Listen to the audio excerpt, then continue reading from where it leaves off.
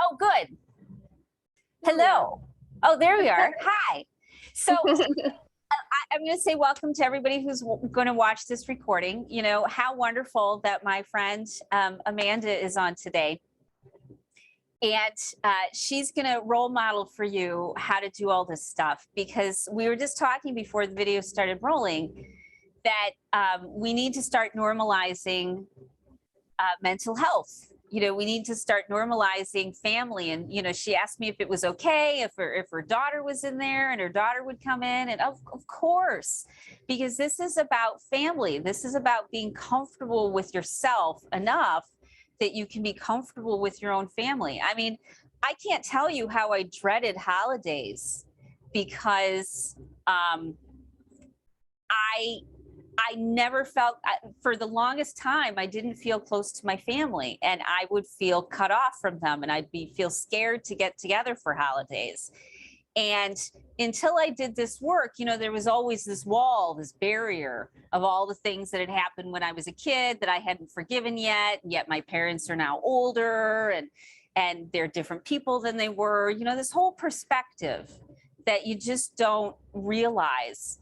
And so I put up all these walls to my family, and I didn't know how to reach out until I started to learn how to be comfortable with me and how to let go of my past and how to regulate my nervous system.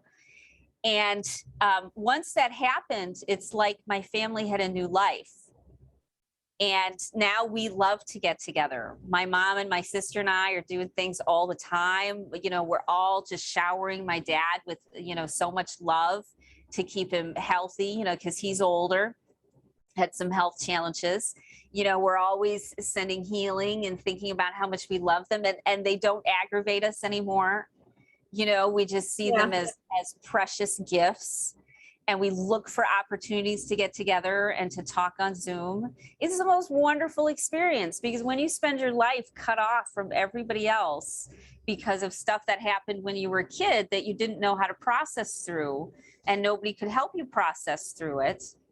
You know, when we didn't have those things, then we weren't able to, as adults, be close to our own family. Mm-hmm. And then we weren't able to let ourselves be close to the people we wanted to marry. Yeah. And we wouldn't even let ourselves be close to the kids that maybe we birthed. Right. There's so much fear that comes up because of the past, because we don't know how to let go of that past. And that's why I'm so grateful, Amanda, that you're willing to do this with me, for being a role model for everybody and normalizing mental and emotional health. We have to normalize this so that we can start to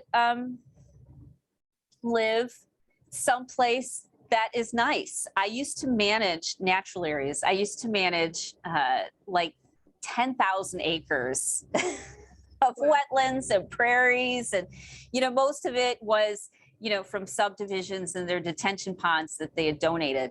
But, you know, there were some nature preserves in there, and they were really good quality. And people would ask me, you know, why don't you just leave nature alone? Why can't you just let, you know, everything happen the way that it is, you know, and just take what happens and make the best of it at all times? You know, that must be the right way. And I said, I manage natural areas, not because I don't trust Mother Nature.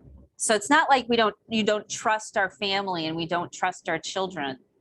It's that I want to live in a world that is diverse and that is thriving and that is colorful and beautiful and has a wide variety of animals and an ecosystem that works and has clean water and fresh air in it. That's the world that I want to live in. And so I would manage natural areas, not because Mother Nature must know best, but because I'm in a co-creative relationship. I'm having a co-creative experience with Mother Nature, with the earth, with the universe. So I have to step up. And so many parents haven't had the headspace, haven't had half a breath to be present for their kids because they're still dealing with their own traumas that they had that were passed down from generation to generation to generation to generation. I mean, it's no wonder women are exploding or imploding. Right. Absolutely. It makes complete, perfect sense. Mm-hmm. So, you know, if we can by hook or by crook convince every person that we know to take a breath and to cloud watch for a few minutes and to be good to ourselves, if we could provide that for each other and encourage other people to give it to themselves, we could have a really great world. So I'm hoping that our workshop today is going to touch a lot of women who feel that they don't have any hope, that they don't have any choice, that they're going crazy. They don't know how to handle themselves. I'm hoping that this gives women a solid foundation and support in how they can create the family that, you know, we saw in all the sitcoms. Yeah. I, for the longest time, thought that the sitcom families were, you know, made up in order to manipulate people to watch more sitcoms. And as I've gotten healthier, I realized, oh no, those families really exist. And we can get there again. You know, we can get there again. And I really believe strongly that it's women, it's mothers and grandmothers and aunties and, you know, and single women. It's really, we're the ones who are going to lead the way in making this more peaceful planet that we're on. So that's my soapbox for the morning. I hope that's a good enough intro for everybody. No, I totally agree. And this is perfect because, you know, that's been one of the areas that I've been working on with you, is really just to strengthen my relationships with my children, with my husband, getting out of my own way so that I can open my heart more and let them in and enjoy my life and find contentment even more. So this is perfect. You aren't the only one today. yeah. I know. And we are, you know, women who want to make a big difference, who are self-actualizing, who are moving forward, no matter what age it is, whether they're in their teens or 20s or 30s or 40s or 50s or 60s or 70s or 80s or 90s. You know, whatever generation we are, whatever decade we're in, there's a movement of women who are saying, oh, look at this. Look at all the things that I can contribute to the world when I'm being the best version of myself. And look how I can ensure the next 7 generations by taking good care of my children and helping create environments for other children to thrive. So it's a ripple effect. Right. So that it ripples out from us. So this is for you and for everybody to kind of understand how this time is going to go. I'll give you a basic outline of what we're going to do. We're going to start with a healing. And a healing consists of you allow yourself to be in a safe space and think about things which make you uncomfortable. And I'll say things that will kind of make you feel uncomfortable. But the rule is don't let yourself feel more than a 7 or 8 on a 0 to 10 scale of uncomfortable. So, you know, don't pick a 15 on a 0 to 10 scale while we're doing this. You want to do something that's a 7 or an 8. Because if you pick something that's too overwhelming for you, or that you allow yourself to go too deeply into, there can be some backlash. You know, it's like you try to move too fast. So you have to go with the natural flow in your body. And a 7 or an 8 is a really good place to allow yourself to start until you get more comfortable feeling uncomfortable emotions. You know, so for most people who are watching, uncomfortable emotions are something we've avoided at all costs by keeping ourselves busy and shopping and obsessing about our weight and, you know, obsessing about our kids and putting all of our energy outside of ourselves. Mhm. You know, when we start to quiet down and slow down and take this time, this is when we're able to come back to ourselves and we're able to hear ourselves think. And in the process of calming ourselves down after we've been a little frenzied is what actually kind of does the healing work. It does the heavy lifting, believe it or not. It's not about what you're worried about. It's about the fact that you're going from, oh no, there's something wrong. I don't know how I'm going to figure this out. You know, or this is your fault. Why did you do this to me? I can't stand you. Why is this going on again? Everybody does this to me. You know, when we have those thoughts in our head, we're actually in our amygdala. And you already knew that.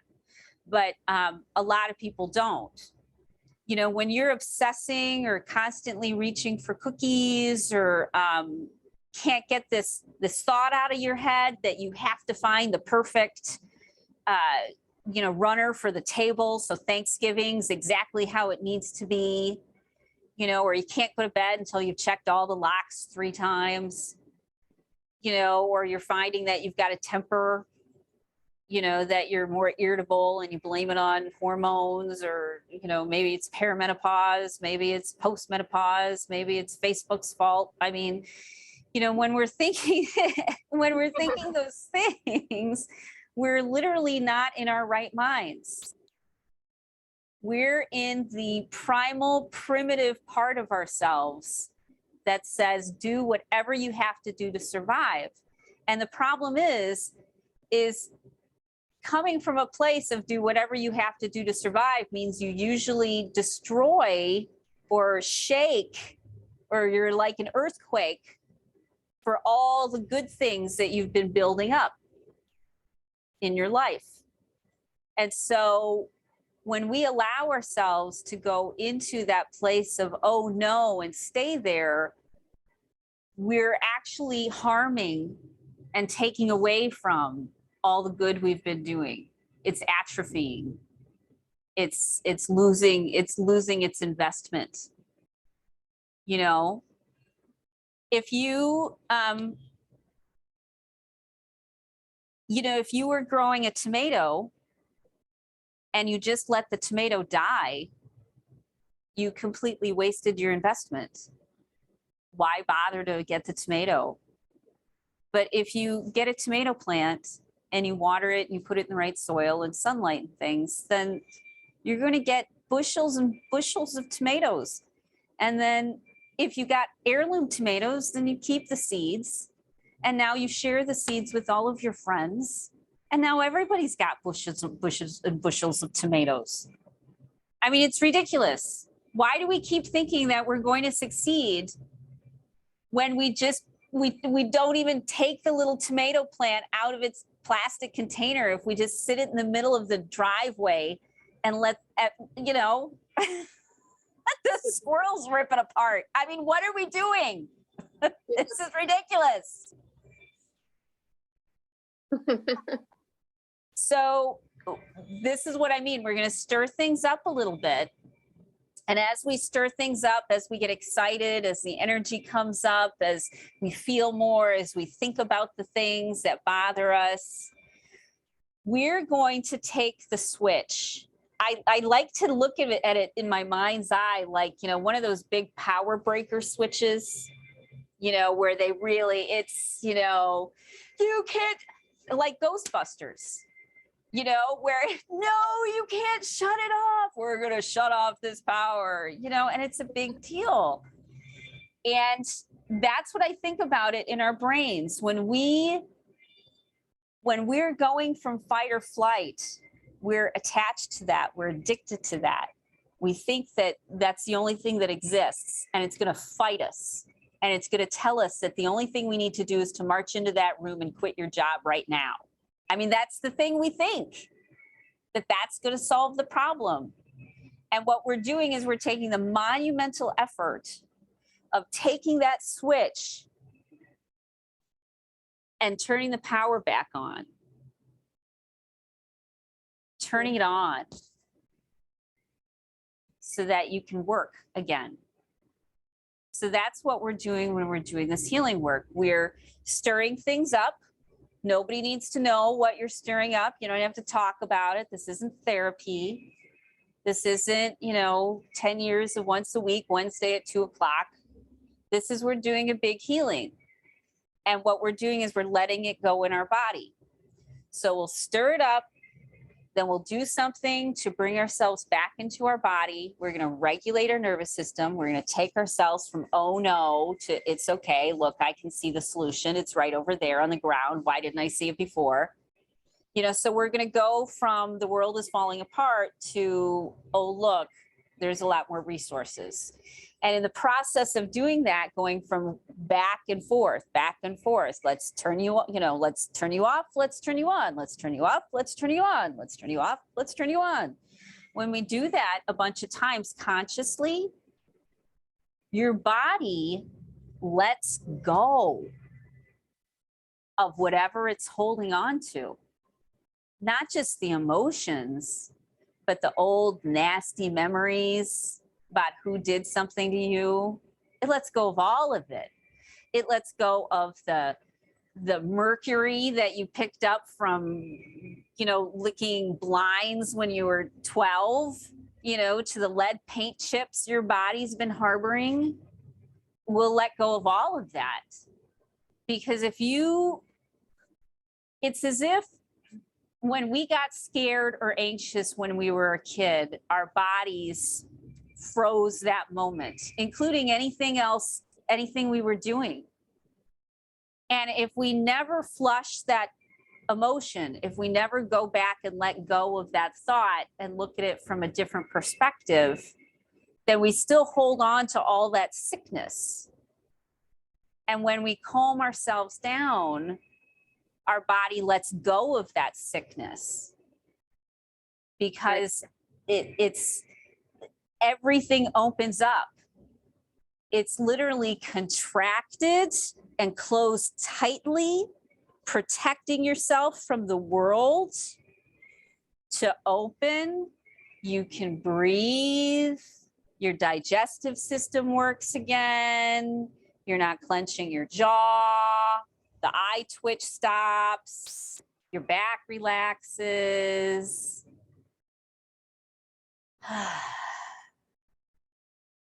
That's literally what it should feel like, is on some level, your body is letting go. So it's always encouraged. I mean, if you were suddenly dumping a bunch of stuff into your bloodstream, you're going to want to flush it out in some way. You're going to want to not keep it lingering around, and it's going to affect your kidneys and your liver. Maybe you'll sweat a little bit. When I'm letting go, sometimes my body gets hot. It's like suddenly I get really hot, like I'm having a hot flash of some sort. Because it's my body releasing that energy it's been holding on to for who knows how long. Maybe even when you were an egg in your mother's womb, who knows how long that's been encoded in us.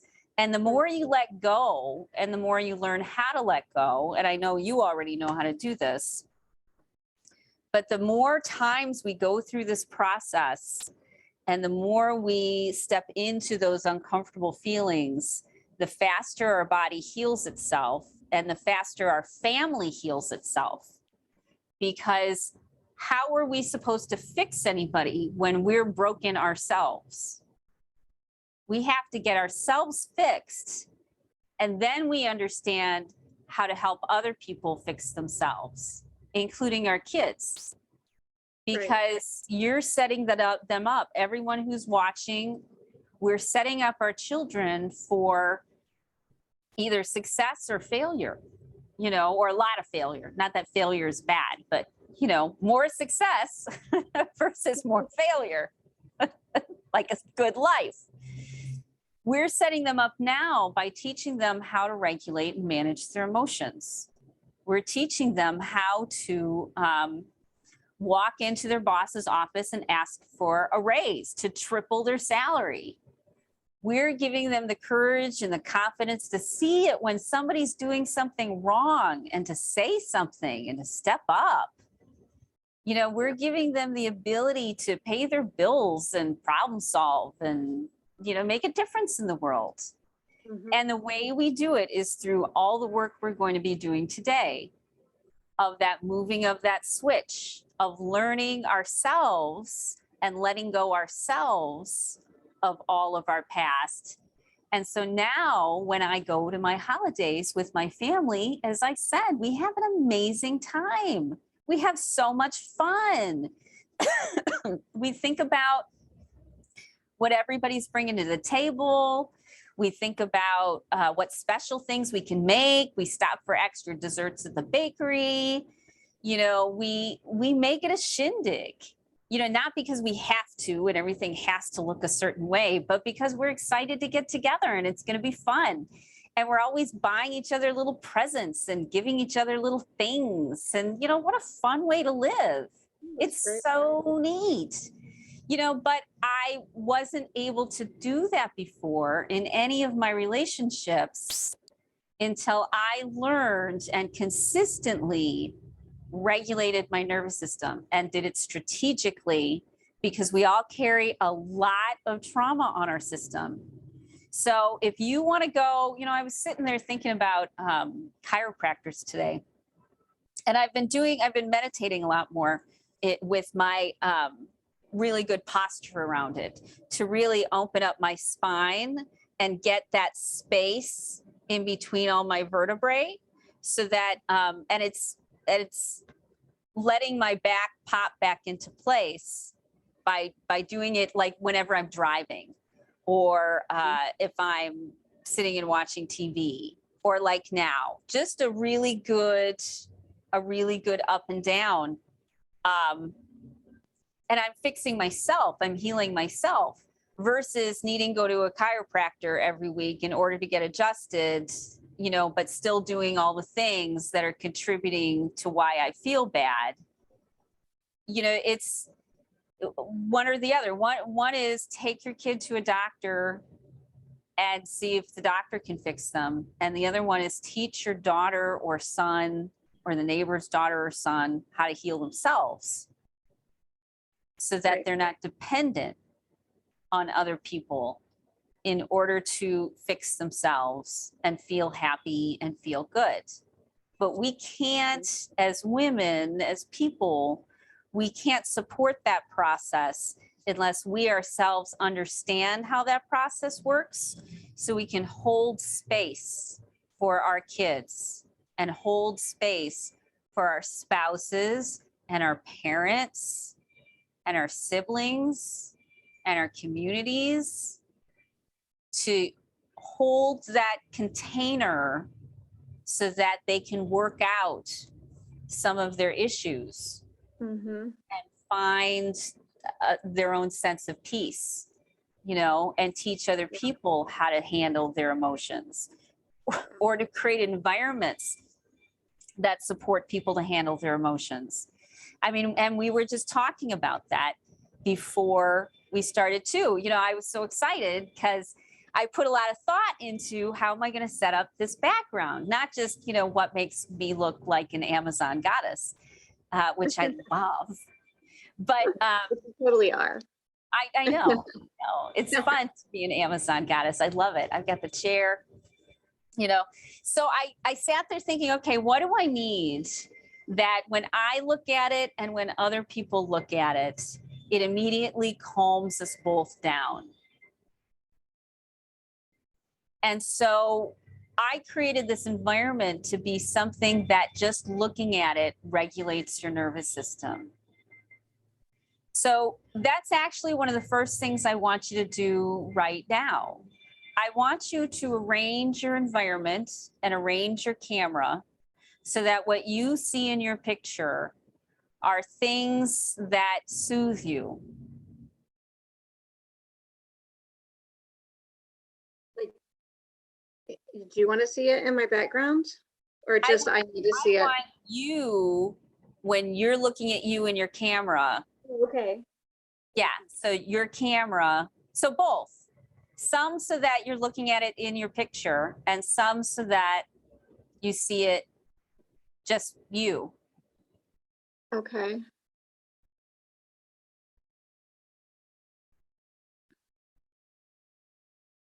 So arrange your video so you feel like Cleopatra. Okay, hang on.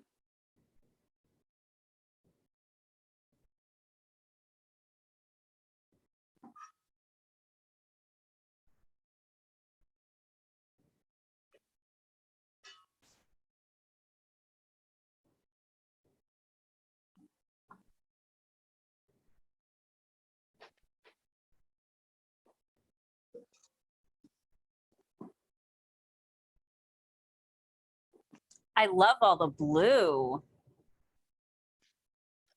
I get a little stand here. That's beautiful. What do you want to put on your nightstand that's really sort of beautiful and symbolic?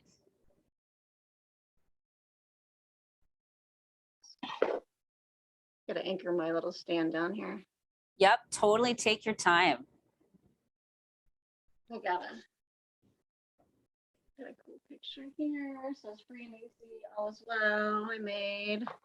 Oh, wow, those colors go great. The pillow and the picture, those two go together really nice. And then that blue.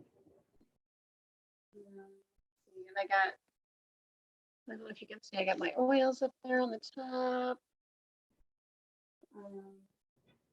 And then I have from your previous workshop, the 5-day, I have just some different things I'm going to lay. So whenever I see feathers, that's my reminder that my angels are saying, hey, you're doing a good job, or I'm here. My little dog, Bella, that passed, that she's kind of a symbol of like, keep going, like, keep working, Mom. You're doing great.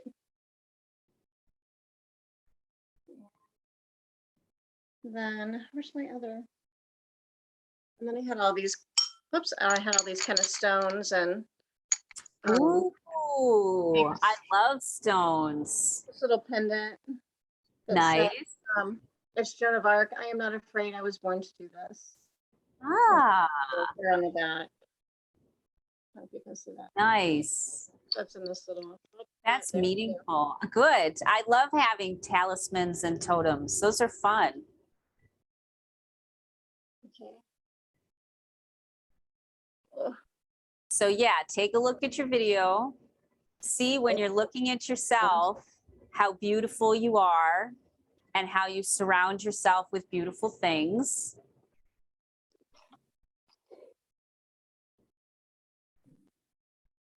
And that you create environments that nurture you spiritually with colors you love. Good. That's way nicer. I love it. And I hope everybody who's watching the video just did the same thing. You know, I hope it starts with deciding you want to have a better life. And then the next step is creating an environment that helps you have a better life in every moment. Now, when you look at yourself in the video, are you slightly happier than you were 5 minutes ago? Yeah. Yeah. Absolutely. I see all my lovely things that I love. Yes, exactly. And we start to glow, you know, and that's regulating our nervous system. That's when we're in the flow. And it took what, 45 seconds for you to arrange a few pillows, get a picture, and, you know, grab your stones. Yeah. Yeah, it took no time at all, but we put ourselves last. We cheat ourselves. We cheat ourselves of the beauty that we deserve. So yes, when I create backgrounds, especially for my videos now, I make sure that I feel great being on camera. I feel good about myself. I pick jewelry that makes me feel like a goddess, you know, crystals. These are Herkimer diamonds. I love them. I've got, you know, my earrings on, which are like the, you know, the palm and with the different chakra stones on them. You know, I made sure I did my hair, that I had a wonderful, cozy, comfortable sweater in a great color I love. That I had things behind me that were life and movement, you know, and nature and growth. You know, I surround myself with things which catch what we normally don't notice. Like my beautiful fan back there. It's an Asian fan that my sister gave me, and it's painted gold and it catches the light. So I make sure that I have lights that change colors so it'll catch different lights, you know, and I put metaphors around me and colors around me that remind me I'm part of something bigger than themselves. Now, when you do this for your whole house, and when you do it for your car, and you encourage your kids to do it for their rooms, and your spouse to do it for their space, you do it for the bathrooms, and you do it for the backyard. When you take the time to make a space lovely for yourself, the other people who live in it will be lifted up too. Because now, yes, and it took no time. It took no time to create one space temporarily where you feel good. And I do that everywhere I go. I created this space just for this video today. And the next one I do next month, I'll create a different space. I'll have different metaphors, different things which strengthen what I'm saying and what I'm working on and what I'm letting go of. And it will not only help me, but it also helps anybody else who's watching me, because now they're triggered on a subconscious level. So when we fill our homes with things that bring us delight, like candles and crystals and colors and smells and, you know, spices we love, when we do that first, it benefits everybody. We're so used to, as women, living in a place of scarcity, putting ourselves last, but then we don't have anything to give to anybody. And we don't realize that women are such integrative thinkers. We're always thinking about the whole. We're thinking about others than ourselves. We're wired well for empathy. When we benefit, everybody benefits. Because we're going to do the things which are in everybody's best interest for the most part. And so when we're designing these spaces, we design them for the community that lives in that space and the people who are going to visit that space and for ourselves. So when we design things for ourselves, then everybody else benefits, especially your children who are dysregulated, don't know how to handle their emotions, are acting out, are stressed, their little brains are short circuiting. You know, everybody's yelling at them because they're not doing the right thing. You know, they're scared, they're anxious, they're confused, things are changing, there's no stability. You know, it's sad. So we literally have to create these spaces, these gardens for our children to grow, our children or our grandchildren. You know, and I thought about this, you know, I get grandparents who, you know, they'll say, well, I don't have any access to my kids. They won't let me have any access to my kids except through video or because they live in California and there's nothing I can do. There's nothing I can do. But like we just showed, even if you're only able to talk to them on Zoom, create an environment that demonstrates your love for them. Create an environment where they're triggered in a positive way by talking to you on Zoom, that they feel safe, that they feel connected. that they can remember that they're part of something bigger than themselves. If we want to do a good job raising heart-centered children, we actually have to think about raising heart-centered children. We have to create an environment that allows them to thrive, including our own. And the easiest way to do it is to follow our intuition.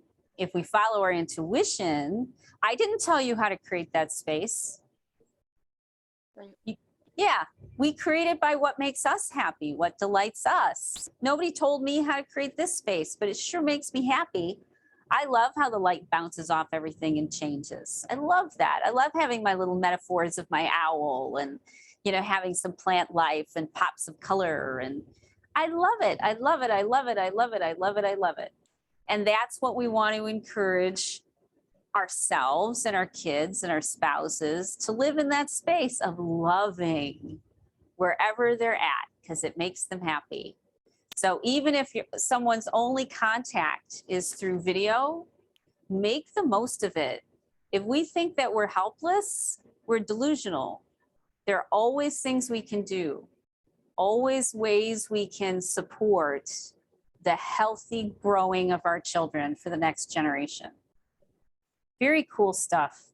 So I guess that was the first step. Create an environment that makes you feel good. Good, you're in a good space. So let me check on my questions. Where's my question? Dun, dun, dun, dun, dun, dun, dun, dun, dun, dun, dun. Dun, dun, dun, dun, dun, dun, dun, dun. Okay. All right. So we're going to start with the question, what do you want? So nobody has to answer. Nobody has to say it out loud. Nobody has to do anything. We're just going to start thinking about what you want. And I'm going to put out some things that are both positive and negative that will possibly trigger things, make feelings come up, frustrations. Or for a lot of women, it's like a blind spot. If we can learn to recognize the things that we naturally turn our eyes away from and instead kind of work on that part, the blind spot, we're able to really move through a lot of stuff because we've had that blind spot for a long time. So the cues that you want to look for as I talk about these things that you might want, that you might not want, and you let yourself sort of go down those rabbit holes. You want to look for your body, your heart rate increasing.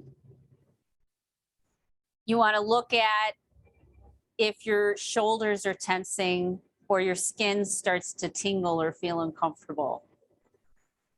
You want to notice if you're holding your breath or if your breathing has sped up. You want to notice if in the back of your head, the back of your head is tensed up. You want to notice if your lower back is tensed up or your hip or your knee, if you've got areas of tension or they suddenly wake up. You want to look for obsessive thinking, where you are thinking the same thought or trying to find the solution or worrying the same problem, let's say, worrying the same problem over and over and over. Well, how am I going to do this? And how is that going to turn out? And what am I going to do then? And well, there's just nothing I can do anyways. Well, I don't know about that. So we have to look for those arguments in our heads. That's a sign. We want to look for negative thoughts that just pop up, like, well, that'll never work out anyways. Or why did they do that? I don't understand. Or why don't they just leave me alone? So thoughts like that, that means that you're off balance, which is good. We're wanting to stir these things up. You'll be looking for something that you naturally make an excuse for because that'll be a blind spot. Something that you say, oh no, that'll never work for me. Or something that you say, well, that's not me. That's not how I would do it. That's not what I want. If we have a negative reaction to something, or a certain thought, a firmness, a conviction about something, that's usually a blind spot we have. And that's something we need to poke a bit at. So those are our signs that someone's starting to get triggered by their thoughts, triggered by their body. And that's good, because we want to get it at a 7 or an 8, because the higher the peak on it, let's say, the more chemicals, the more cortisol we can detox from your brain, the more we can get rid of in your system, all of that. So it's good to stir it up. It's good to have those things. Let yourself be uncomfortable with it. You won't have to be uncomfortable long.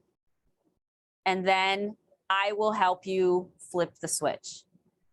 So Amanda, what are some of the things that you usually notice when you are dysregulated, when you're off balance?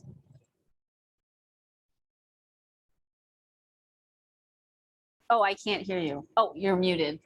Yeah. Oh, there you go. Well, lately, my ears get like white noise, as you know. I get, sometimes I'll have like irregular heart beat, or I'll feel like really like heavy in my chest.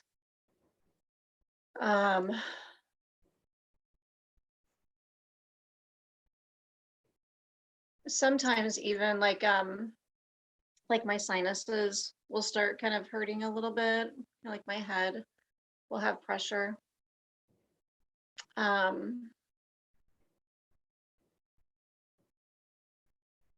Yeah, just kind of like and sometimes just like a general kind of unease in my body, or like an achiness even. Yeah, some of those triggers that I really for a long time felt like it was just part of life. I would get anxious about something, and then I would start to feel achy, and my throat hurting and things like that. And I've come to realize that really is a big sign that I need to take a few minutes to calm myself or ground myself, because maybe I find myself rushing a lot, rushing, trying to get, whether it's at work, trying to see all my speech kids, or whether it's trying to get my kids to all their duties, or I just feel like I'm rushing a lot. And then I'll start to feel those feelings, or my ears, or my, like the achy in my throat, my chest heavy. So I've been trying to pay attention to those signs more, and then use some of my tools that you've taught me to, recenter, reground. So this is exciting, because what's going to happen is we'll spend like the next hour letting go of all those things. It's like we have a concentrated action packed. Yeah. I mean, that's exciting, because yeah, go ahead. Then it also makes me have this mental challenge of, which kind of comes down to like kind of a worthiness, right? Am I enough? Am I worthy? Why am I feeling like this? Why can't I have the endurance, so the stamina to do all of these things that are expected of me, right? In my work, in my life, in my personal life, everything. So that's part of that amygdala of being capable of being enough, and then me now learning, like trying to find that balance. Yeah. I always have one, well, I have lots of rules, but one of my steady rules is if I'm swearing in my head, now I don't care if I'm swearing out loud, but if I'm swearing in my head, then I need to take a look at this, because there's rarely any reason I need to subject myself to swearing at myself or swearing at anyone or anything in my head. Because it's not good for me. It's not healthy for me to have this anger and have it bottled up. Yeah. And so if I'm swearing in my head, I know, I need to stop just for a second here and get centered and reflect and look for it. Now, what does, because we're going to stir things up, so people are going to look for all these signs and symptoms, and you're going to look for your own signs and symptoms. And when you're at a level of discomfort that's about 7 or 8, that's where you want to keep yourself at. And you can even let me know, when you get to a 7 or 8, you can hold up a finger or something, and then we'll start to trigger, or we'll start the next phase of it, which is to be with it for a few seconds. So, but then we're going to regulate, and we're going to regulate, I think this first time, well, we'll do all sorts of different things, but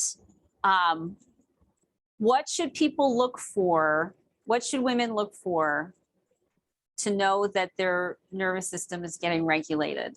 What are some of the things that you notice about yourself that happens to know when you're in a state of flow and relaxed versus when you're in a state of anxiety and helplessness? Well, I can breathe better.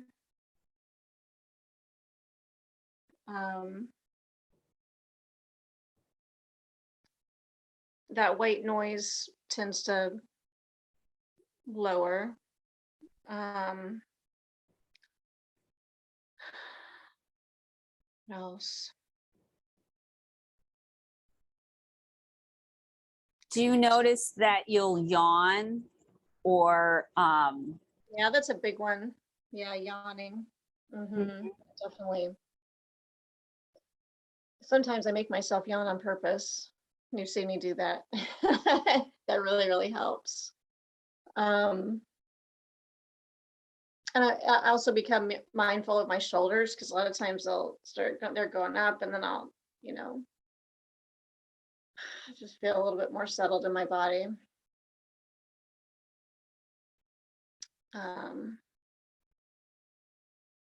does your heartbeat slow down? Yeah. Do you ever cry? Yes. Sometimes. Do you ever sweat? Not really. I don't really see that as one of my things that happens. Do you ever have to pee? Yes. That actually happened to me yesterday. So I was upset about something, and I was like, oh my God, I gotta go pee. Yeah, that's that fear. The fear response. Yeah. And then once you relax, so at a lot of times we hold it, because we're so stressed out until we get to a breaking point. Yeah. Right. And when we relax, now our bladder can relax and we can pee. Yeah. We can relax enough to have our digestive system work. Sometimes people's stomach grumbles. That'll happen. Yeah. My thoughts will be nicer. Like I'll get insights and I'll get understanding. Suddenly I'll go, oh yeah, this is no big deal. I can just do blah, blah, blah. And in fact, this is the best, Times that the mental state changes. Like, oh, I got this, I'm good. I can do this. Yeah. So, I look for physical changes, like a change somewhere in my body. I look for mental changes, a change in my thoughts. I look for emotional releases of some sort. I remember watching an episode of Everybody Loves Raymond once, and she had been, the main character had been stressed out for a little while and a little blue. And so she wanted to take care of it. So while everybody was gone, she put on a sad movie so that she would cry, because she knew she needed to get rid of something. She needed to let go of something. And doing something that made you cry purposely was the best way to do it. It was cathartic. Yeah, exactly. So, if we cry or have some other emotional, release like that, that's good, because it's been a buried emotion, and then we feel better. Yeah. One of the signs of being dysregulated is if you're sobbing and it can't stop. Like if you can't stop yourself from crying for like hours on end, or like you're always crying, it means you're dysregulated a lot. Your body's trying to get rid of some of that stress by having you cry to, it's overflowing. So I'll look for that as a sign of anxiety and being dysregulated. Fighting a lot. If people's animals start behaving more strangely, because people's animals pick up the vibe of someone who's in stress, or when someone's in a loving space, they can feel all that. So We're more dysregulated if we're not taking as good of care of our hygiene. We're not doing the things that make us feel good. If we're if we're being very sparse about things instead of getting things that make us feel good, like, no, I have to use the worst of everything because I don't deserve to have anything better. If we kind of have that mindset, that's a cue, that we're not in a good space. And so we can look for that in our kids too. We can look for signs that they're stressed out, if they're having bladder infections, if they're picking at something constantly, if they're obsessively doing something over and over, if they're doing things that are trying to help themselves self-soothe, rocking or hiding, maybe they create little caves for themselves. These can be signs of a creative child, or it can be signs of a child who's struggling with emotional dysregulation, with stress, and they don't know how to handle it. So we want to look for the same cues, the cues that we look for in ourselves, we want to look for in our kids, so we can help them regulate. So what we're going to go through today is you learning how to, get even better at regulating, in the process of getting rid of a lot of the beliefs that you've been holding, and learning how to recognize the same traits in your kids so that you can cue in and that you can intervene and help them calm down their nervous system. So are there things that your kids or your spouse or your dog or people you love do when they're stressed out? What are some of the cues that somebody you care about or somebody in your life is stressed? Well, my dog, when we were going through a lot of challenges, like 5 years ago, and then it kind of went into, it's kind of like a year or two kind of time there, process, I guess. She used to, she would pee on the floor all the time, and I was like, I couldn't figure out what was going on with her, and her ears were always back. And now that we've done a lot of healing with our family, especially since moving to this new home that we've been in for the last, I think, 3 years, rarely does she rarely, I mean, maybe like twice a year will she pee on the carpet. Her ears are always like I would say 95% of the time her ears are, floppy and up, whereas before they were always back. So that's been, and I've been under a little bit of stress lately over the last few weeks, as you know. And I've seen it with her that she's not as peppy as she has been.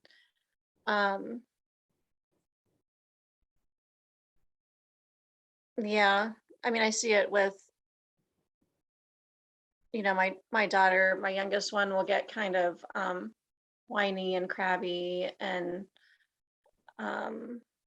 she also feels overwhelmed with things like even going to Girl Scouts might be too much for her. My other daughter,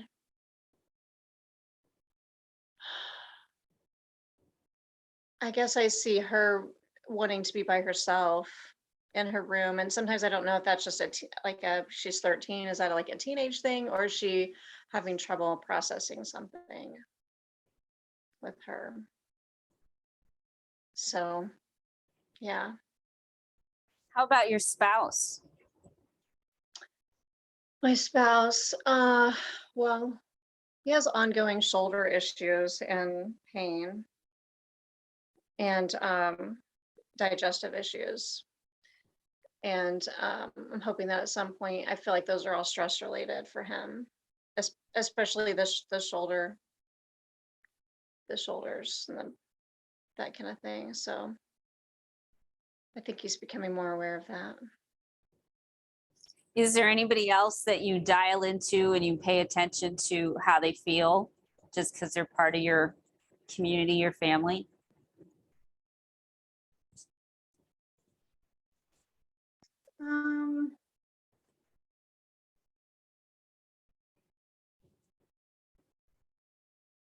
I don't know, like maybe my parents, but and coworkers too. I definitely coworkers that I'm, close with. I also pay attention to the people that I might not like, but still affect me. Yeah. Let's say people from my past, family members that are more distant, but I don't get along with, but have effect over me, parents, siblings. I also think about bosses, and coworkers that are more volatile. Well, yeah, that's what I was thinking of, as my coworker that's challenging at times. I am more aware of her. Sometimes she's like super happy, and sometimes she's like, you can definitely tell there's a lot going on in her head. So being aware of that and just knowing that's not mine, it's not anything to do with me, it's not my stuff, it's hers.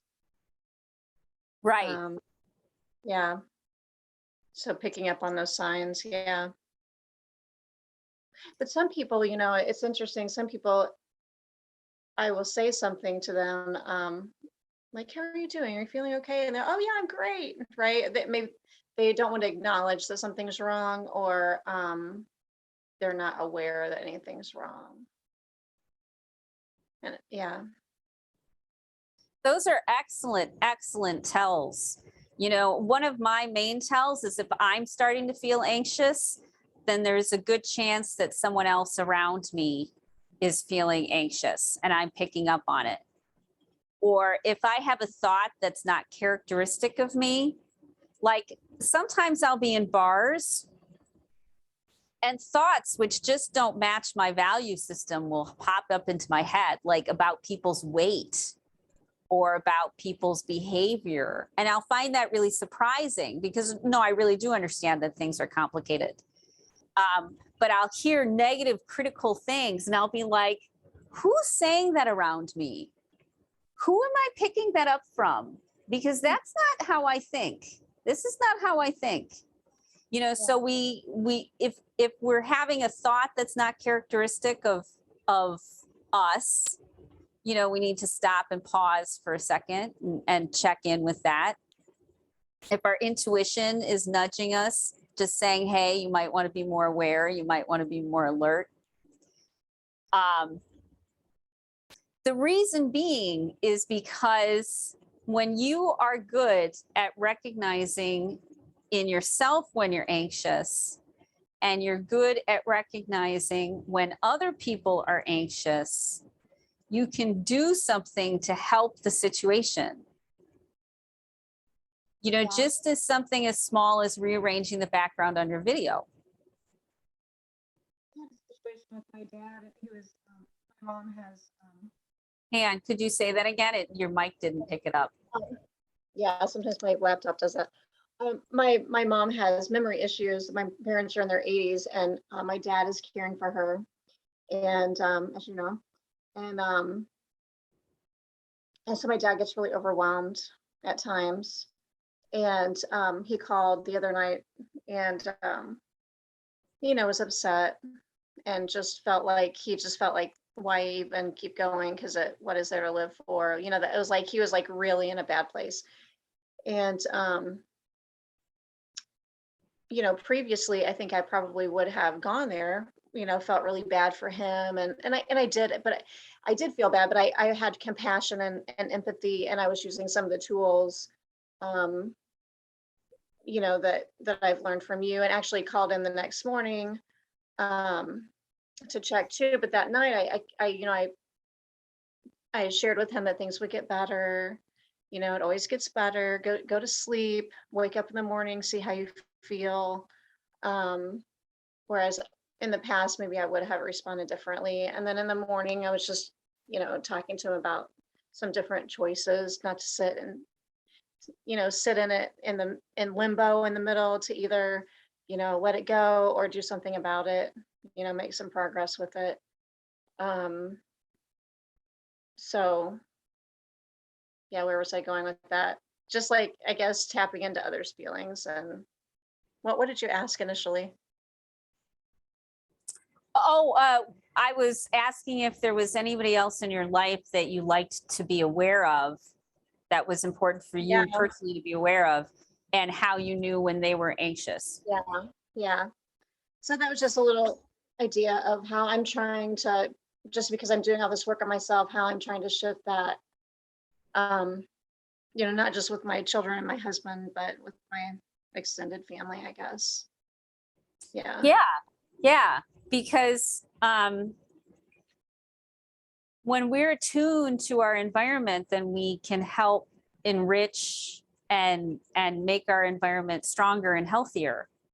But if we're checked out because we're distracted by something we're irritated about, that is just life, we miss all the opportunities in order to have a healthy, stable family.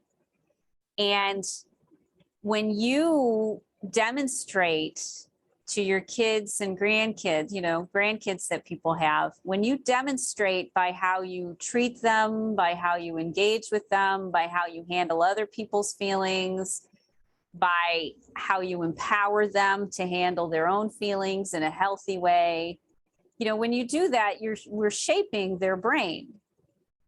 They did brain studies on people all over the world, and what they found out was every culture's brain is different. They're as different as fingerprints, because there's so much that's individual of a culture, of an individual, of the genetics, of all of it, that our brains are really unique. And when we can teach kindness, and we can teach being aware of what's going on around us and knowing what to do when you're confronted with someone else's emotional dysregulation, they're going to be superstars, man. They're going to have an amazing life, because 99.9% of the people out there don't know how to do this. They don't have emotional health and well-being. They either got the luck of the draw with the good family and good DNA, or they had to learn it themselves, and done a lot of healing work and a lot of therapy work. So every other child that your child is going to come across will most likely not be as smart as they could be, not be as healthy as they could be. not be as creative as they could be because they're burdened by these emotions, by not knowing how to handle how they feel in a way that's productive. Whereas your children and every child that you help teach this to, they're going to become superstars. And that's what we want. We want to populate the world with a bunch of superstars that are whole, empathic leaders that can take us into the next couple generations. That's what we're thinking about here. And so the more we get this stuff off of our system, the more we understand how it works, the more we pass it on intentionally to everybody around us. By us learning how to do this and letting go of the past, we can make the quality of life of the people we love exponentially better. And in turn, they'll make our lives exponentially better. Yeah. Because that's just how it's just how it works. Yeah. It's okay. So get relaxed, sit back if you want, and put your hand on your heart. And everybody who's watching, put your hand on your heart. Pull up my, okay, good. And we're going to start with the question, what do you want? So if you can have anything you want with your family, think about what would be ideal. Now, most people think just about, I just want my kids to be healthy. I just want my family to be less stressed. And that's fine, but that's not really the highest good that's available. I want you to start thinking about, do you want to live long enough to see your great-great-grandchildren? Do you want someone from your lineage to be president of the United States?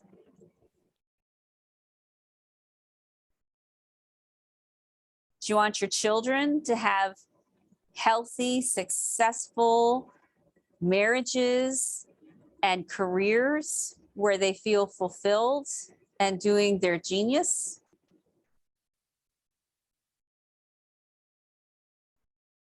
And I want you to think about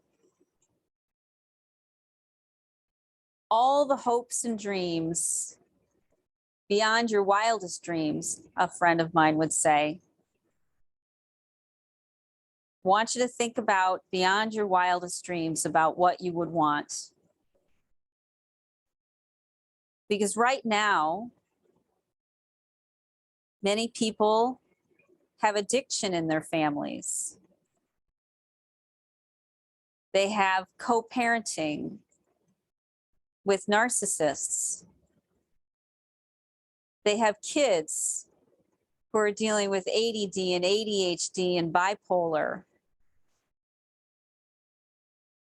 They have kids who have been moved from being in school to out of school, being in school, out of school.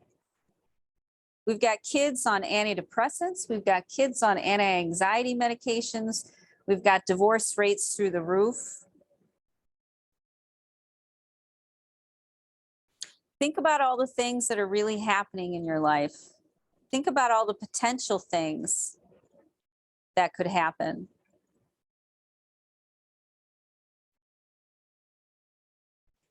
A lot of times we stay away from our dreams because they don't seem possible to us. And so even if your dreams bring you some anxiety, even if your dreams bring you some fear, I want you to keep thinking bigger. Do you want someone from your lineage to go to Mars? Do you want them to be an ambassador for other consciousnesses? Do you want them to be a Rosa Parks or an Oprah or a Brene Brown? Who do you want to be? Who do you want your children to be? Who do you want your great, great, great, great, great, great, great grandchildren to be?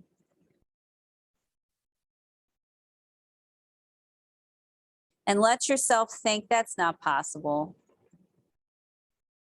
That'll never happen. There's good reasons why it can't. Their father isn't a nice person. I was abused as a kid. What are all the things that are getting in the way? All the things that keep you from living your dream and keeping your eye on something bigger than yourself. I want you to think about all the things that are stopping you, that are stopping your children. The fact that they're girls or boys. The fact that they've got ADD or bipolar. Maybe they've got Asperger's. Maybe they've got chronic health issues. Maybe their digestion isn't off.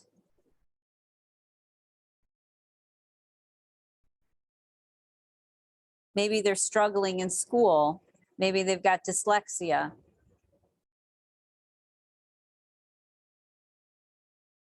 Maybe they can't focus. Maybe they have fibromyalgia.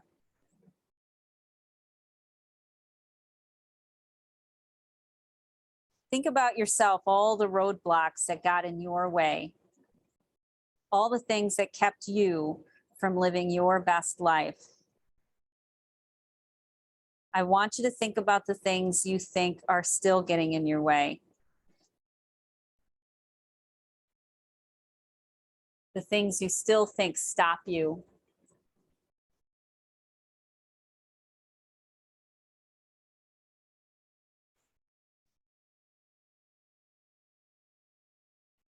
And I want you to think about how that's gone back for generations. How in the world we live in, there's so much violence. Do we even want our kids in the schools in the first place? What's going to happen long-term to them? How is this affecting their mental health? What if they don't even want to achieve? What if they give up on themselves or are depressed? What if every time they start to get ahead, there's a glass ceiling?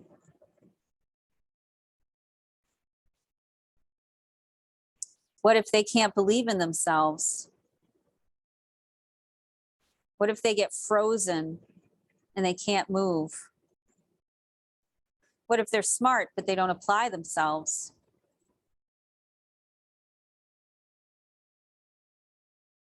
What if they've got bad genes?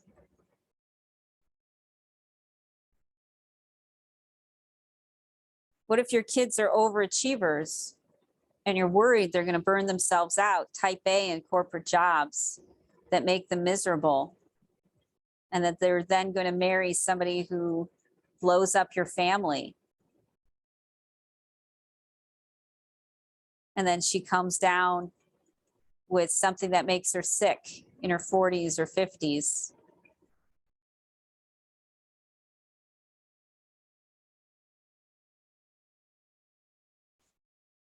What if your kids die young before you? What are all these things that can stop you and stop your kids from being part of a family that nourishes them? Part of a family that helps them be the best version of themselves so that they can achieve whatever their gifts take them. What is realistically getting in the way?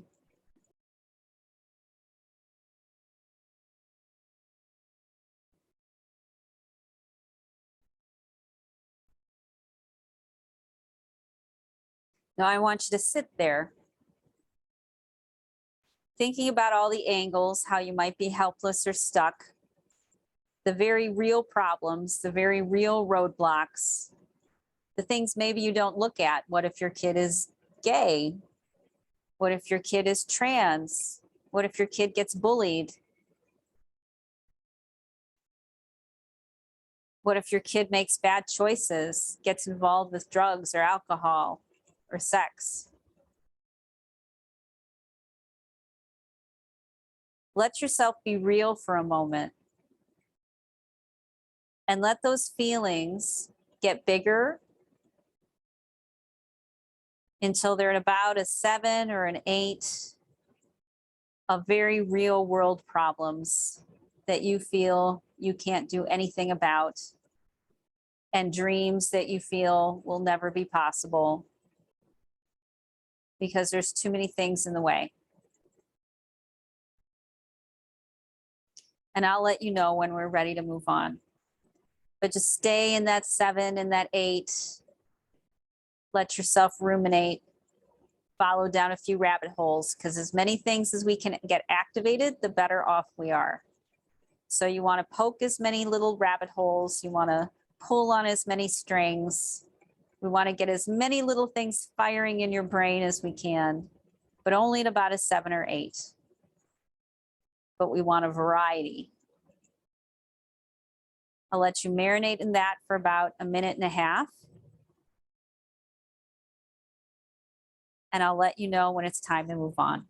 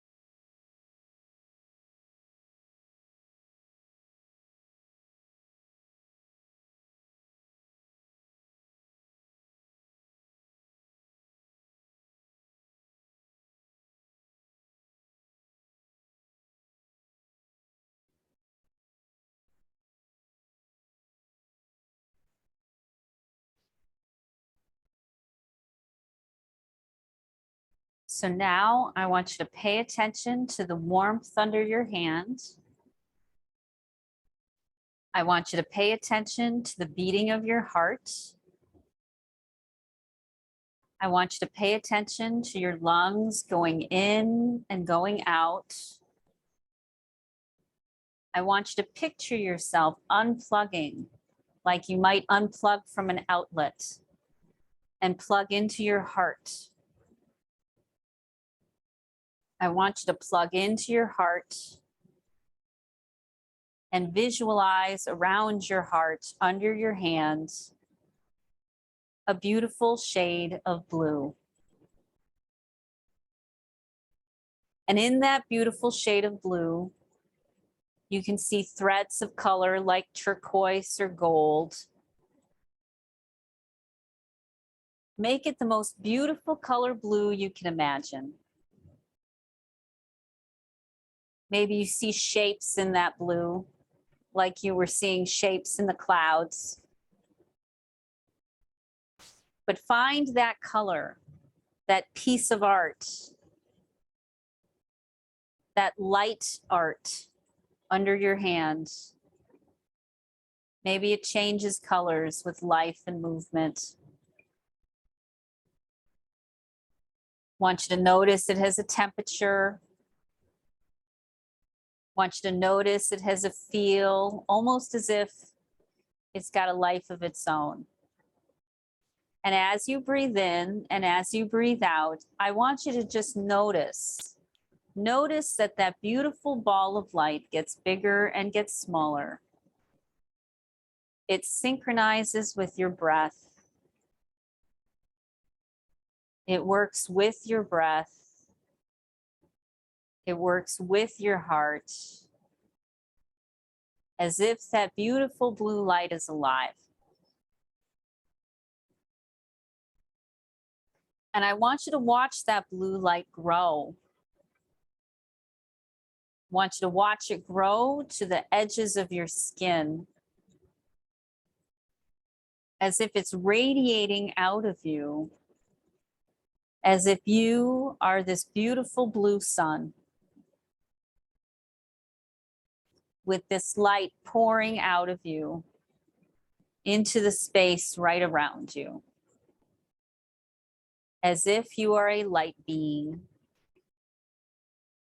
a being who radiates light. Feel all those electrical signals crackling in your brain. Feel the electricity between your cells every time that they move and jostle. Pay attention to the electricity that's in your heart, like a little fusion. That light is its own little power plant. And just watch as it pushes that beautiful blue out of you into the room around you, into your whole house, into your whole community, and feel that blue light as if it's love. Just notice and experience this blue light that connects you with everything in that circle, all the earthworms and all the birds and robins, all the little silverfish in your bathroom. That blue light, that warm generated light, connects you with every living thing, every house plant, every snail. And just watch as that blue light with every breath in and every breath out just grows, as if it's infusing the very air, the invisible forces around you with this beauty. And it puts a little veil of love over everybody that you see, even the people you don't like. Because it's not you, it's this beautiful blue light. It's not your love, it's the light of this beautiful blue light.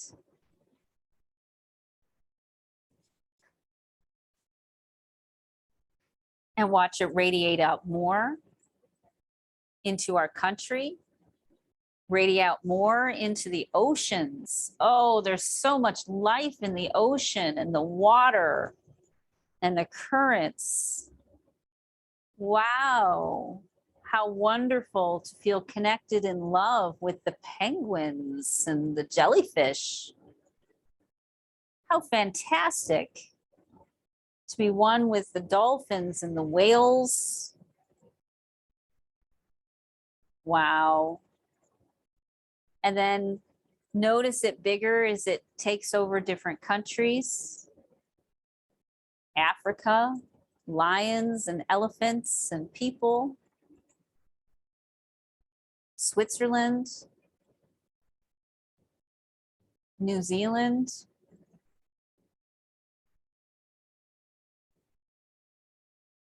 Places which are in threat, Ukraine, Russia, the Olympians,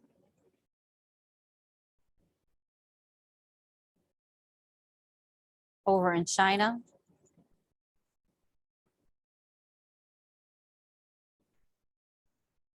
researchers that live in Greenland and the North Pole.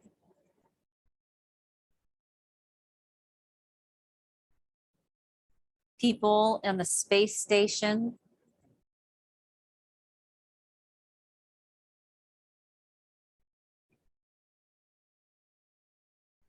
That blue glow just keeps getting bigger. And in your head at the same time, you hear the song of angels. You don't know where it's coming from. You don't know who it is. You just hear it as if you're watching this beautiful blue light that emanates from under your hand. You're watching it encompass planets and our sun and our moon. You're watching it encompass the Milky Way and galaxies. And you can even see this blue, warm, wonderful peacock, teal, gold sort of light reaching all the way out to the edges of the universe.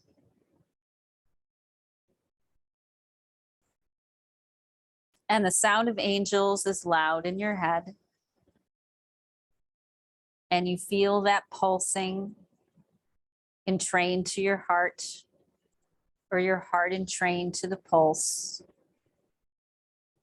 As if the universe is expanding and contracting, just as if it's breathing and has a heartbeat.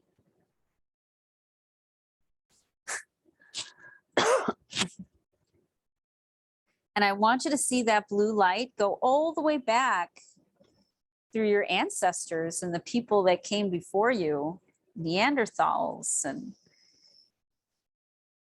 other countries, and your parents. Think about all of them, encompass all of them, and all the people to come. What versions of us will there be? How will we become cyborgs, or how will we become bigger versions of ourselves, or more adventuresome, more peaceful? Think about everybody to come. Now think about everybody below the earth, low energy, below. Feel that rich, dark earth of what's below, good and bad. And have that blue light go up above to the consciousnesses that are above you. Angels and people who have passed, and wise elders, new souls.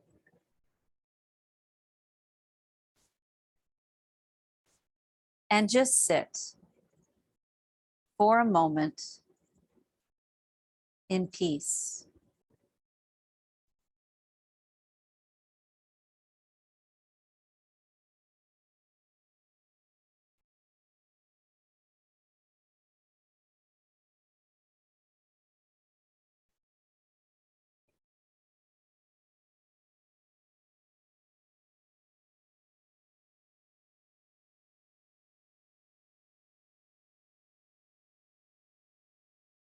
Now ask yourself, what does all that is smell like?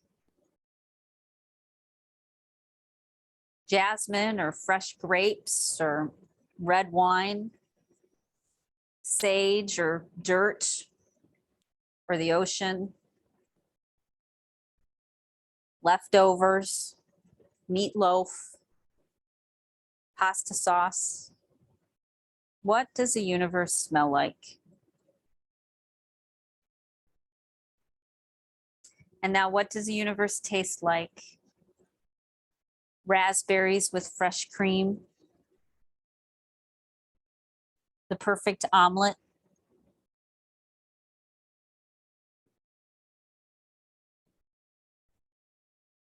Wine from California.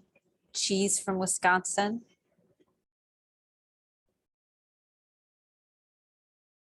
Does it taste like medicine?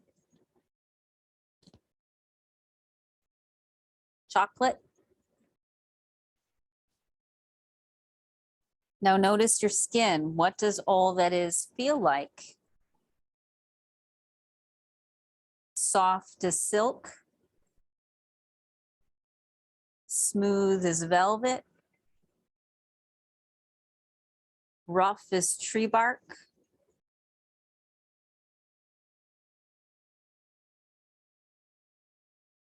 Does it feel like pinpricks? Does it feel hot? Does it feel cold? What does all that is feel like to you?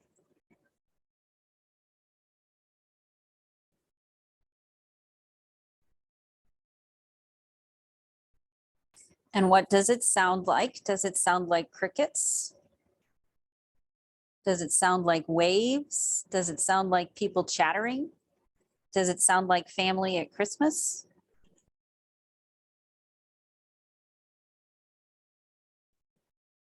Does it sound like hip hop or classical? Does it sound like Beethoven?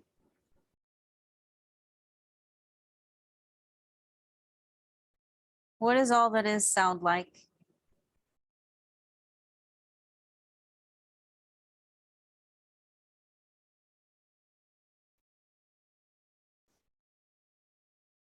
Now we're going to start letting go, opening your hand as if you're letting go a butterfly that you were just holding for a little bit. And let go of those above and let go of those below, whatever they look like to you. Let go of the smells and the sights and the colors. Let go of the edges of the universe and the multiverses. Let go of the planets and the stars and the solar systems and the galaxies. Let go of the moons and the asteroids and the comets and the satellites. Let go of the aliens. Let go of the Milky Way.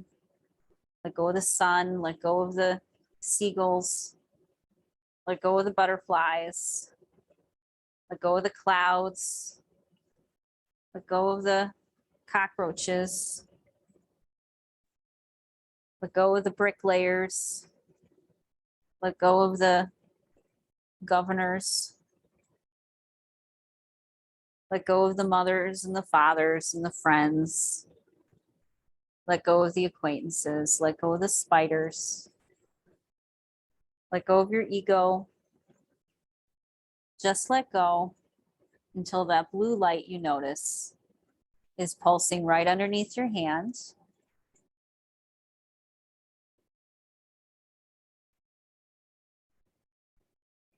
Notice the heat under your hand, the expansion of your chest, your heartbeat. And when you're ready, I want you to find a way to create or process through or express to yourself or somebody else any insights that you now get about what you want for your life and your family and your heart-centered children, and how you're going to handle any of the roadblocks that are in the way. And I'm going to give you 5 or 6 minutes to process through. And I'm going to support you with rattles and drums. If you've got something smelly near you, you can support yourself with things that smell good. I want you to notice your insights, your ahas about what you want for yourself and your family and how you're going to handle the issues that are realistically in the way.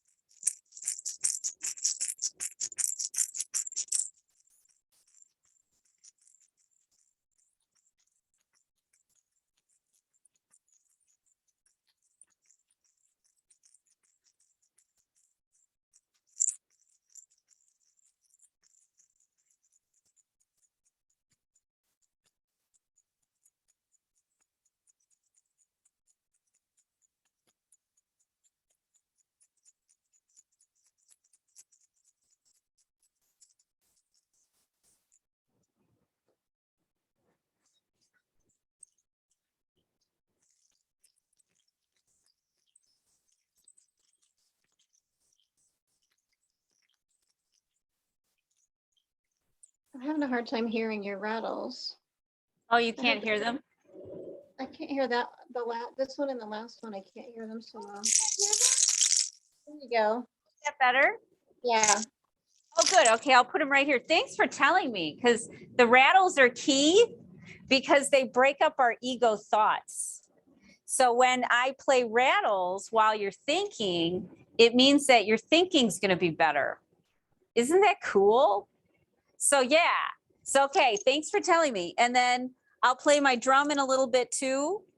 And that helps regulate your thinking and your nervous system too. Okay, good. Cool. Thank you so much. All right. Carry on.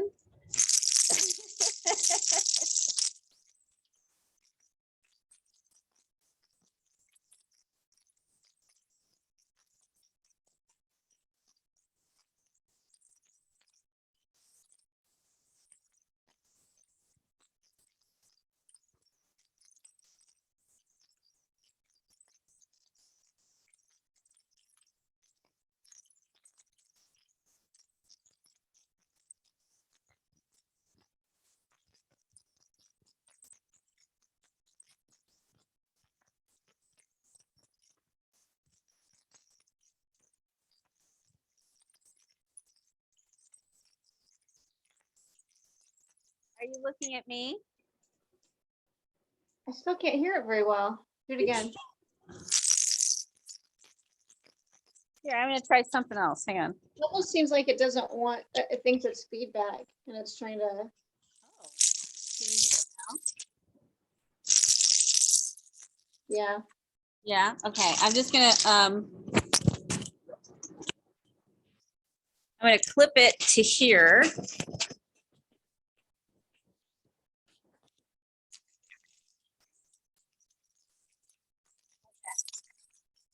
Doesn't work. Is that weird? That is weird that it won't hear the rattle. How's that? It's like it cuts it out, like it thinks it's something. It that's thinks it's feedback, Yeah. background noise. Yeah, Yeah, I can hear it a little bit. Yeah. Hang on. Dun, dun, dun, dun, dun, dun, dun.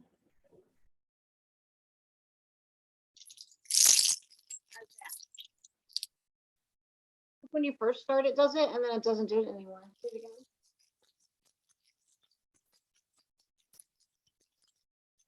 You can't even hear that? That's terrible. Isn't that weird? That is weird. Okay, well, it'll pick up the drum. I'll move to the drum then. Yeah. But if you ever want to calm your kid down, start playing a rattle. They'll not only look at you like you're crazy and they'll stop. It'll be like the shock effect. Like, what are you doing? What are you doing? And you'll be dancing around with the rattle, but it also breaks up their thoughts. It breaks the pattern of thinking. I know weird things. Can I ask you too real quick that I've heard that taking a cold shower or putting your face in a bowl of cold ice water can change your thought pattern as well. Have you ever used that technique? You know, the technique I've used has been to go outside barefoot in cold weather. Because it's a temperature change. So it's anything that's opposite of where you're at now, because the whole key to regulating the nervous system is to get back into your body. If you get back into your body, then it flips the switch. It makes you present. Think about getting back into your body as being present, mindful. And so if I'm inside, I'll go outside. If I'm warm, I'll do something that makes me cold. If I'm cold, I'll do something that makes me warm. If I am sitting, I'll get up and move around. If I'm moving around, I'll go and sit. I'll go up and I look out a different window. I focus on a different part of my body. I focus on something else that's outside of me. So this is why pleasure works really well. You know, and for anybody who doesn't know, Amanda's smelling essential oils. Because one of the fastest, most enjoyable ways to regulate your nervous system is to do something that smells good, right? Because if you have to walk into a lion's den you are naturally going to want to avoid doing it. You're going to find every reason not to walk into it because it's probably certain death. And so when people say, oh, you have a problem, well, go see a therapist. It can feel like certain death, like it's a problem. Or they say, well, you need to go to the doctor. Oh my God, if I go to the doctor, I know it really is something. If I go to the ER, it really is something. You know, that's one way to get present, is to scare yourself into it. But that's really not good, because then it just keeps re-traumatizing you. You just keep getting re-traumatized over and over and over, and going to the ER again and going to the ER again and making another doctor's appointment and another doctor's appointment and another. I mean, it's terrible. Or you can regulate your nervous system by doing things that make you happy, make you feel present, make you feel alive. They remind you of times when you felt alive, when you were happy, when you were present. So if your only choice to feel better is to go to the ER and all of the drama that's around that, versus your other choice to feel better is to pick up an essential oil that you always keep next to your bed that smells like jasmine, one of your favorite smells, you know, those are your choices. Go to the ER or smell some jasmine. And so if you choose to become present and mindful by doing things that makes your body go, yippee, then you're going to do it. And you're going to create that calling, that attraction, and that drive to keep doing more things that make you feel good.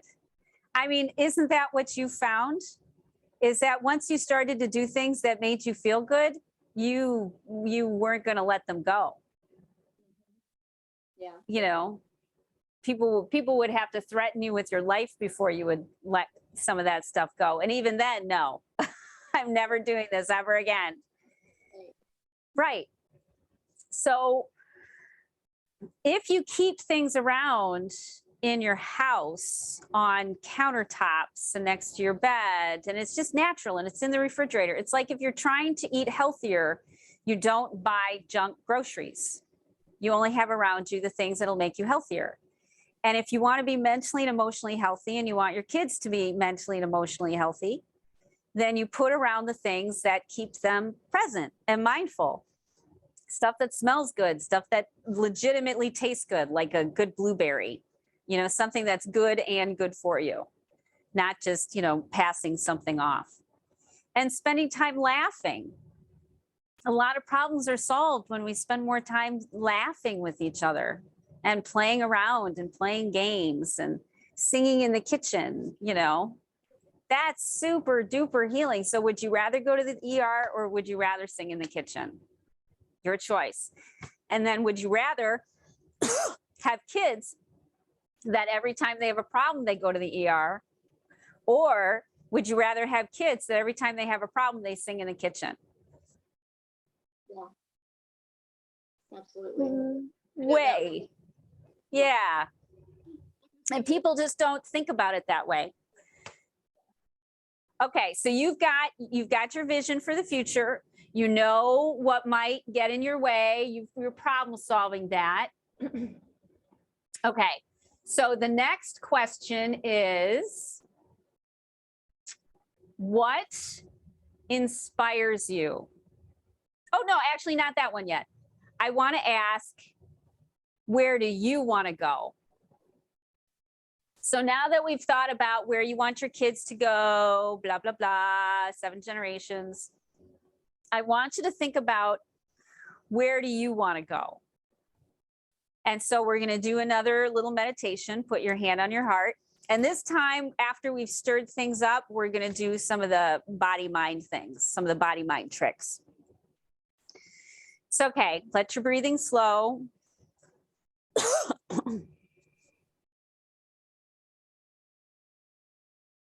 It just slows naturally. And I want you to start thinking about your dreams.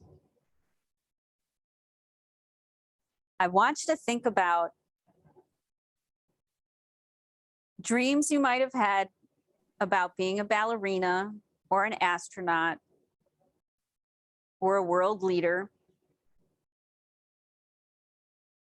Dreams you had about going to Paris or having a marriage that's a true partnership.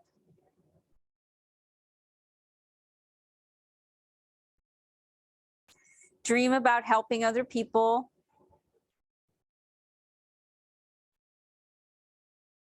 A dream about taking vacations that get you reconnected to the earth.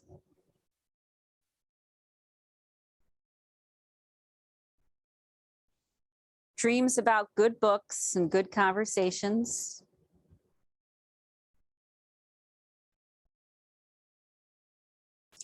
Dreams about things you can't even imagine yet because you don't know where the world's going to go. You don't even know yet who you're becoming. Maybe dreams about where you live, what house you live in, what house you always wanted to live in, one with porches or a turret. Maybe you always wanted to live on the ocean. Maybe you wanted to live on a space station.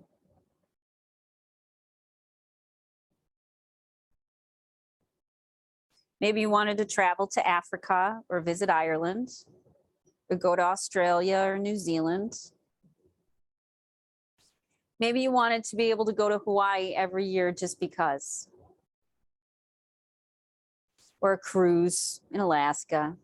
Maybe you wanted to go do ayahuasca and in another country. Maybe you wanted to go to Tibet or Egypt. Maybe you wanted to study with scholars around the things you're passionate about. Maybe you wanted to take classes and learn everything there is to know. Maybe you wanted to spend years just hanging out in a library and absorbing all that history and all those books and all that knowledge. Maybe you wanted to be a thought leader or an actress or an actor. Maybe you wanted to give speeches around the world. Maybe you just wanted to be a great mom, a great grandmom.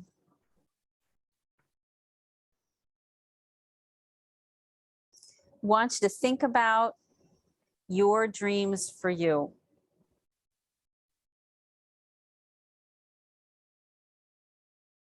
And all the wonderful fantasies that were only half formed when you were a little girl. From being a princess to a wise woman, to being an explorer or a scientist, a writer, dancer.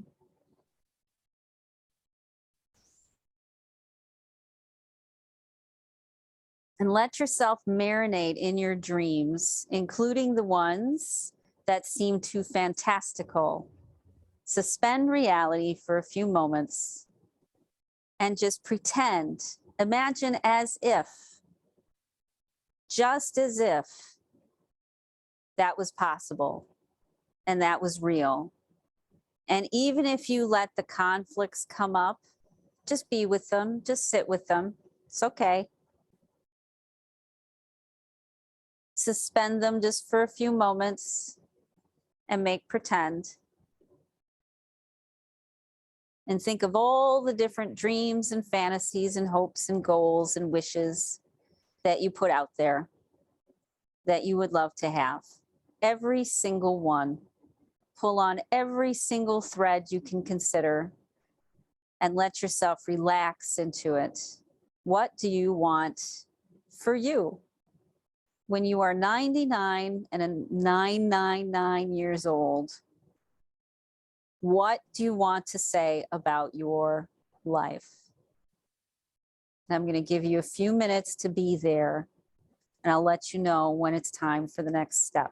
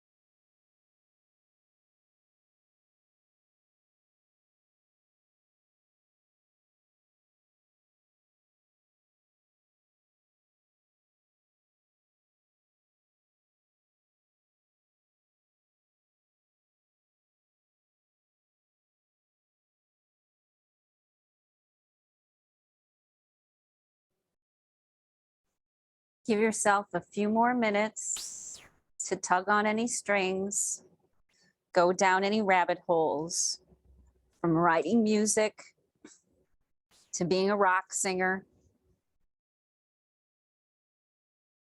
to winning a Nobel Prize to speaking at the UN.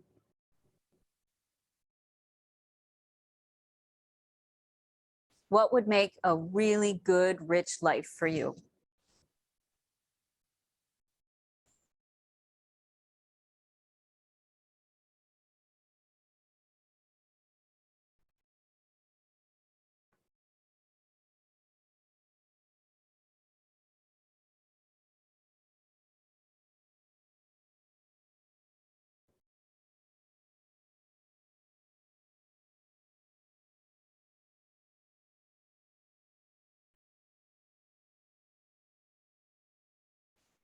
Now, I want you to think about all the things that realistically or in your imagination get in your way.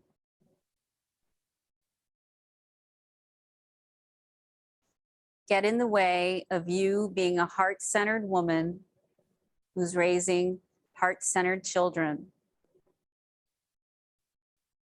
What will get in your way of being the best, the most magnificent, the most generous, the most balanced, the most plugged in and creative, the most imaginative and romantic and sensual and wonderful woman who enjoys life to the fullest? What gets in your way realistically? Family, friends, sexism, money, time, self-worth, savings,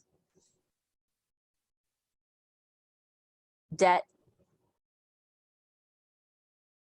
bad luck,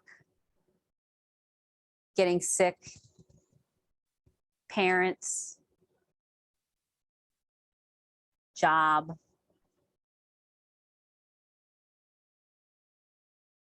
What are the things that get in your way of making art and traveling? What gets in your way of speaking at the UN? You're not smart enough? You're not gifted enough? Your brain doesn't work well enough? You don't have a good enough background? You didn't go to the right places? You don't know the right people? You don't value yourself enough? You don't put yourself first? Bad habits? Too tired? Too many things to do? Too many responsibilities? House to take care of, family to take care of, spouse to take care of?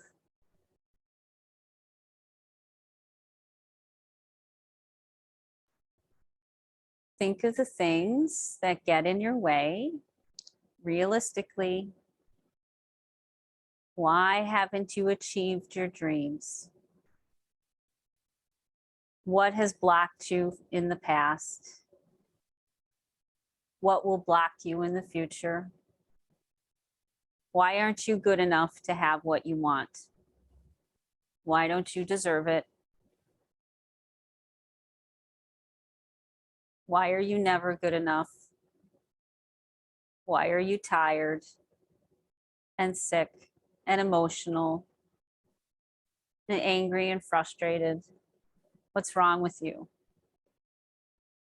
What voices come into your head? What critics? Who's talking? Is it yourself? Is it a book you read? Is it TV? Is it a magazine cover? Who's talking to you? What are they saying that holds you back? What do they say about who you are, about what you're capable of? Who are they? Who are you? Why do you want that anyways? Why do you even try? It'll never work. Why do you even bother? It's useless. You're just a failure. You can't do anything right anyways. You're never any good. You'll never be any good. You don't want to be here anyways. You're not right. You're wrong. You're broken. You're useless. You're no good. Everything's against you. It just won't work. And I want you to sit there, but try to keep yourself at about 7 or 8. I want you to follow down any little rabbit holes, what's realistically or in your imagination getting in your way. What obstacles do you feel you have to overcome? And just sit with that for a few minutes. Be with that around a 7 or 8. And be curious. Be very curious.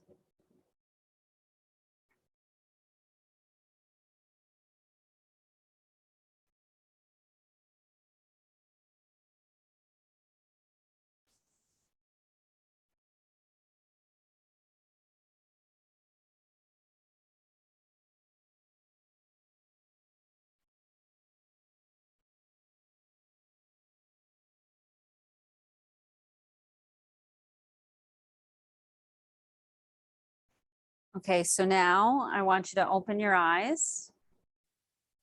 And if you have something that smells good around you, I want you to smell it. If you've got a couple things that smell good around you, I want you to smell one for a little bit, smell the next one, smell the next one, and keep rotating. Only smell each one for a few seconds. Or longer if you want. Do what feels right to you. But we're bringing you back to your senses.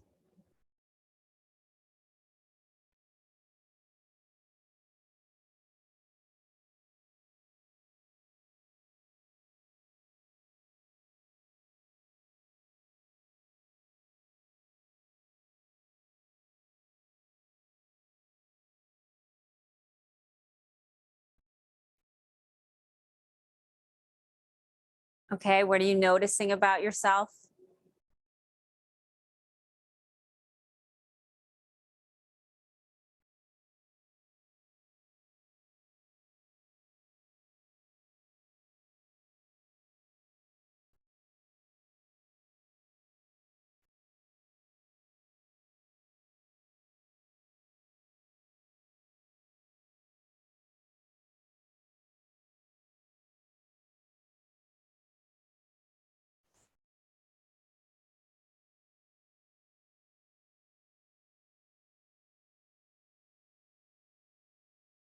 Okay, now I want you to tap your arm at the same speed as any anxiety you still have.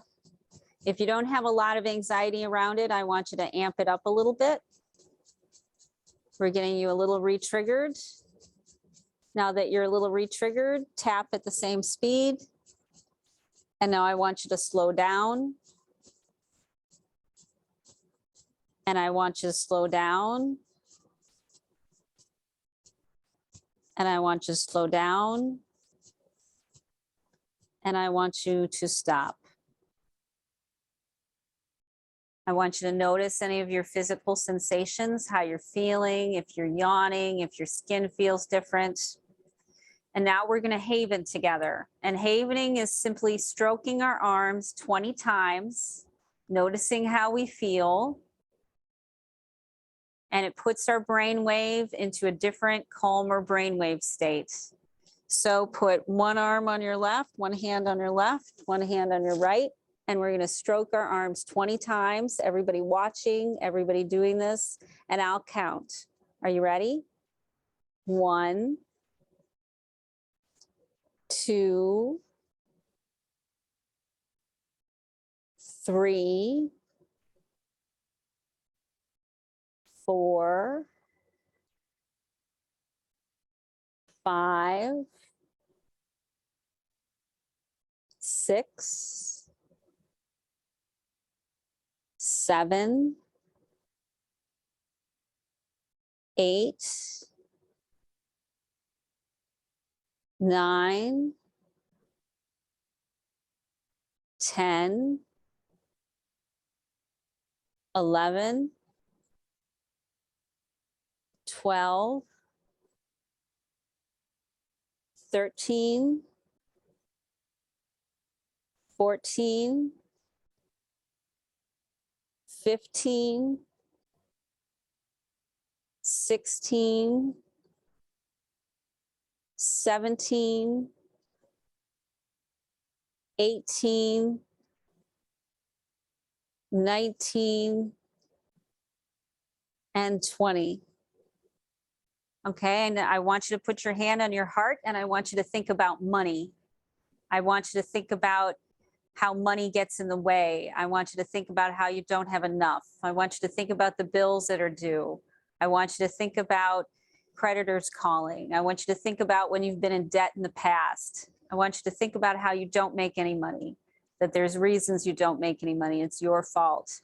I want you to think about how you need money for so many things. I want you to think about how people and experiences, they just suck all your money dry. I want you to think just about money. Amp it up a little bit.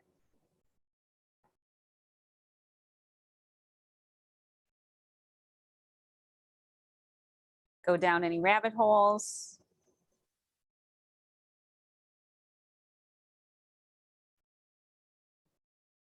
Okay, now I want you to take your thumb and your ring finger and I want you to put them on the inside of your eyebrows. These are TAT points, Tapas acupressure technique. And the 2 middle fingers rest in the middle of the forehead. And the other hand goes on the back of the head. It cradles the bottom of the skull and the top of your neck, just like that. So thumb, ring finger inside of the eyebrows, middle fingers rest in the middle of the forehead, other hand back on the other side of the neck, behind the neck. And while you hold these points, I want you to think about money and I want you to think about the things that get in your way for achieving your dreams and how unfair it is. While you hold these points, I want you to go down those rabbit holes and notice how the pressure gets less and less, almost like steam coming out of a tea kettle. The pressure changes as you think about those things and hold these points. And we're going to hold these points for 3 minutes. I'm going to pay attention to the time and I'll tell you. And just let your thoughts naturally flow like a balloon that's deflating. You don't have to try, you don't have to do anything. Just hold these points and let yourself be still and let yourself think. And let's get this stuff off of your system.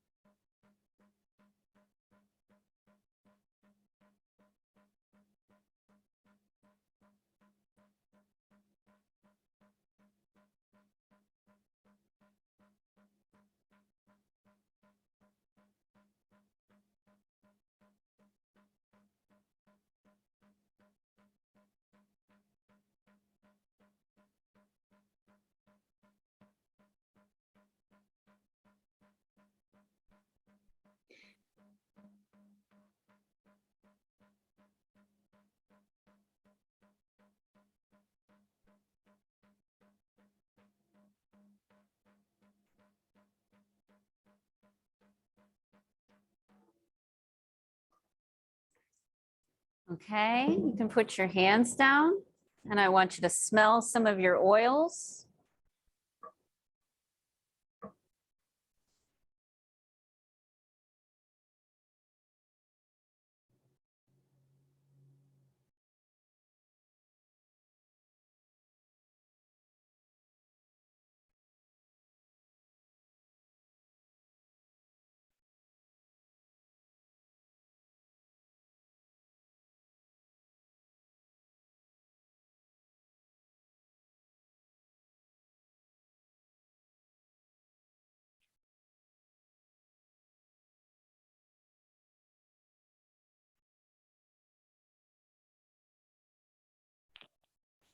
Okay, now we're going to Haven together.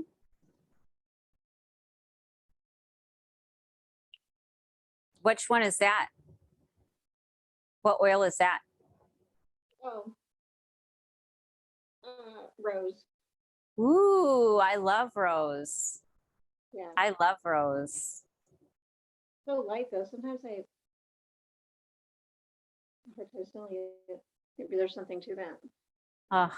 I use rose hydrosol and I'll add like chamomile hydrosol to it and I'll spray my face at night and I get this wonderful whiff of rose and chamomile whenever I just need a pick me up. I love that stuff. Mhm. Okay, you ready to Haven? I'll count. 1, 2, 3, 4, 5, 6, 7,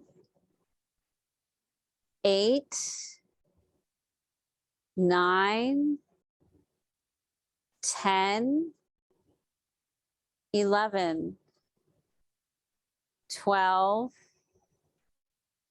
13, 14, 15, 16, 17, 18, 19, and 20. Now, what are you noticing about your body?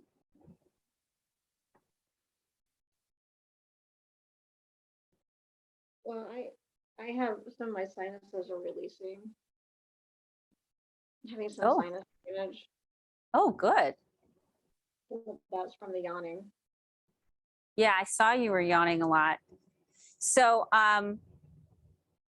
do you have any questions or do you have any insights you want to share?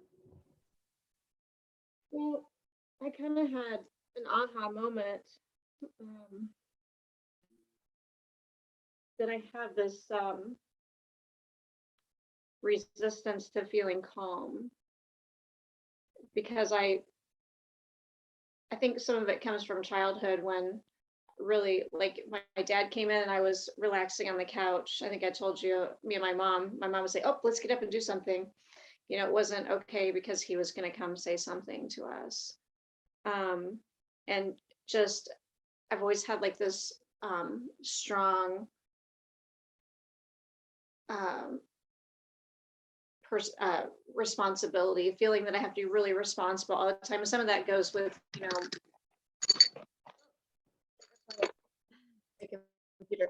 Well, some of that goes with, you know, being a single mom after my divorce and things like that too. But so what really came up was that it's safe to feel calm and still be responsible. I can still be calm, but get things done. So that was what I was really focusing on. That's brilliant. I mean, what a great insight, because now it It's gives always you been like, you know, like you're strong, like you're, you know, but then it gets me all wound and I'm right. And I'm like, oh, but I can feel calm and I can still get things done. Oh yeah, and you can get more done because when you're calm, you're actually smarter because everything's firing the way it's supposed to, and you are more aware of what's going on around you, like your spidey senses are better, so you can see things coming, and then you start making better choices, like you take things like a mushroom complex, or you really dial in your vitamins, you know, or you get some sort of systems or something in place that keeps taking care of your body in a good way. So what you're doing is every time you regulate, you're freeing up this energy that you can use for something else, like taking good care of yourself so you can take care of your family. So you can role model to your family how to take good care of themselves. You know, without the fight, without the, oh, I have to exercise again. You know, my exercise consists of going out and taking a walk in the sunrise. I mean, how fantastic is that? So we have to look at doing the things that are good for us in a way that makes us happy and calms us down and keeps us centered. And by osmosis, the people we love will start to feel better because they're connected to you energetically. They can feel you and you can feel them. So when you're happier, they'll be happier and easier to get along with. you'll be nicer, and so they'll want to be nicer to you. When they're stuck, you'll be able to stay calm and show them ways to calm them down or help them calm down and process through and get their own aha moment, just like we've done today a few times. You're able to think ahead and make plans to get like bigger goals done because you're not so worried about surviving whatever's going on inside your body right this second, or what might happen tomorrow or all the things you have to do. We're not distracted by that. So we get to say, how would I write a Broadway play? What's involved with that? Who do I need to talk to? Well, where can I find a coach? So you can have your dreams. You just need the energy and the focus to make them happen, and the time and the space to dream them in the first place. And then just by you succeeding and moving forward, everyone in your life, every single person, if you are heart-centered, the people around you will become more heart-centered. And if you know how to stay in your heart, you will naturally keep other people in their heart, and you'll naturally teach other people how to stay in their heart. And then the wonderful ripple effects that happen from that. It's beautiful. I always believe, it doesn't matter to me in general, it doesn't matter to me what someone believes, if they're Republican or Democrat, if they have issues around immigration or issues around vaccination. I don't have any problems with that, because to me, if we're up in arms about something, we're dysregulated. And if I can help someone get regulated, they're going to make better decisions, which are more creative, which are better for everybody. They're going to make good choices. So it's less about the story, or what we want to say about a situation. My kid's got ADD, my kid's got bipolar. My kid is going through, had to deal with divorce. My kid keeps having to move around. Oh yeah, well, my kid's getting bullied at school. Oh yeah, well, my kid has a sensitive nervous system. I remember in college, I played this game for a couple of years with another woman of whose life is worse, and until I heard her say almost exactly the same things that I would say to other people. And I thought, wow, that's terrible. I don't want to be like that. We can't focus on what's worse. We have to focus on what's better. And when we go out, we help everybody be better and everybody focus on what's possible, then really miraculous, cool, interesting things happen. No matter what side of the fence we're on, because if we're dysregulated, we're going to make bad decisions. We're going to pee on the floor. We're going to scream at school. We're going to keep dating toxic guys. We're not going to be able to hold down a job. We're not going to get promotions. We're going to, have addiction problems. We're going to be in, tens of thousands of dollars in debt, whatever it may be. That's what happens when you're dysregulated. But when you're regulated, and you infuse in your children the ability to be regulated, then you're able to create anything you want, because you're able to see the possibilities, plan for it, you're resilient to the ups and downs, you make good decisions, your intuition is great, you're smart about nourishing yourself, you know what your priorities are, you end up with a wonderful life. When you teach children how to regulate their nervous system and when you regulate your nervous system. So that's my little spiel. So how was the workshop today? What did you feel you got from it? I thought it was great. I thought it was really fantastic. I think it's, that's been one of the things that I've been wanting to do with my life, is to help other women, know how to be well and learn how to take care of themselves, and, wanting to teach that to my two girls too. So what did I learn today? I learned that struck you. Anything that struck you? Just that piece about feeling calm. And I feel like I'm still stuck in fight or flight a lot. Of worry, of fear, of of that not being responsible enough, not being worthy or good enough. And so, just being calm and being at peace with who I am and just continuing to work on that so I can So transfer that over. do you feel something shifted? What do you think shifted, if anything? Um, Definitely a perspective shift with just this realization that I can be calm and happy and still get a bunch of stuff done, which, I mean, thinking about it consciously, it's like, duh, but my subconscious mind was not there. How So do I you think think that, that's gonna, yeah, how do you think that's gonna affect your life going forward, knowing that you can stay calm and having tools to stay calm? How do you see things turning out? being more present, I think about even like on the weekend. So Sunday is my day typically to get stuff done and, do laundry and, straighten up the house and those kind of prepare for the week. Um, and a lot of times I get overwhelmed with it. Sometimes I don't want to wake up because I have to do all those things, but shifting it to a perspective of, yes, I do have these responsibilities, but I can still feel good in my body and calm while I'm doing those things that need to be done. I can still enjoy my family while I'm doing those things. Even like in the summers, when I have summers off from school, a lot of times I feel overwhelmed with this extra time that I have. I want to just be and do things that fill me up, but then I have all these other responsibilities that make me feel overwhelmed. And so I think just, having that perspective that um, I can just be sometimes. So what are you going to do differently? So when normal life shows up, kids fight, bad day, you have a bad day, you're worried you're in trouble at work. How is that going to shift? Overwhelmed, overstimulated? What are you going to do different?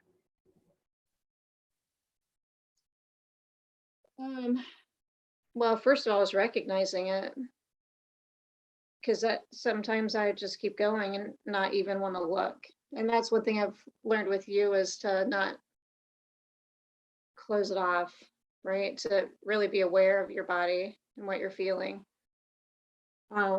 So that, I mean, that's number one, is awareness that I am dysregulated or feeling overwhelmed. And then, yeah, using some of these tools. I love I love the brainwave music.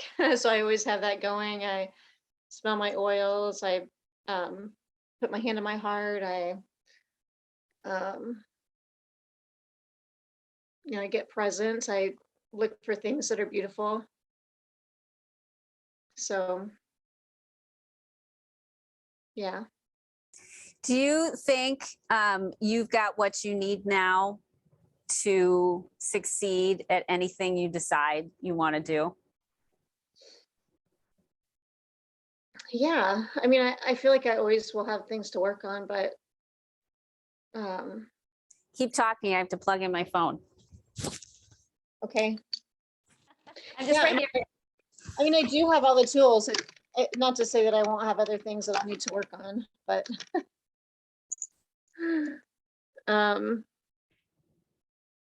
yeah, I feel like I've got a really good start here.